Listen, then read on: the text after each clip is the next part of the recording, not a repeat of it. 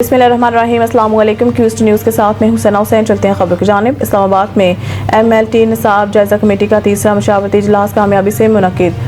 सरहद university of science and information technology Islamabad campus में allied health professionals council के ज़ेर तमाम मेडिकल लेबॉरेटरी टेक्नोलॉजी निसाब जायजा कमेटी का तीसरा मशावरती इजलास कामयाबी से मुनक्किद हुआ।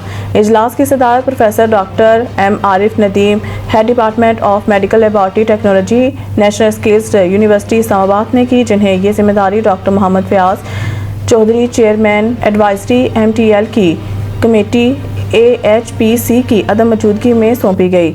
मेज़बानी के फ़राइज़ doctor head Jadoon Khan of allied health sciences department SUIT Islamabad ने सर अंजाम दिए। इफ्तिताही कलमात में डॉक्टर जदून खान ने कमेटी के मकासद और निसाब में हम आहंगी की ज़रूरत पर रोशनी डाली। इजलास के शुरा ने इस बात पर इत्तफाक किया है कि मुल्क भर में MLT निसाब को मेयारी और जदीद तकाज़ों से हम आहंग करने की फौरी ज़रूरत है। इजलास में BS MLT प्रोग्राम के लिए नई स्कीमें ऑफ स्टडीज़ तजवीज़ की गई हैं, जिसे पहले सूबाई सतह पर भिजवाया जाएगा और बाद अज़ा कौंसिल को हतमी मंजूरी के लिए पेश किया जाएगा। मज़ीद बरां इस अमल को आइंदा MS और PhD प्रोग्रामों तक वसअत देने का फैसला भी किया गया।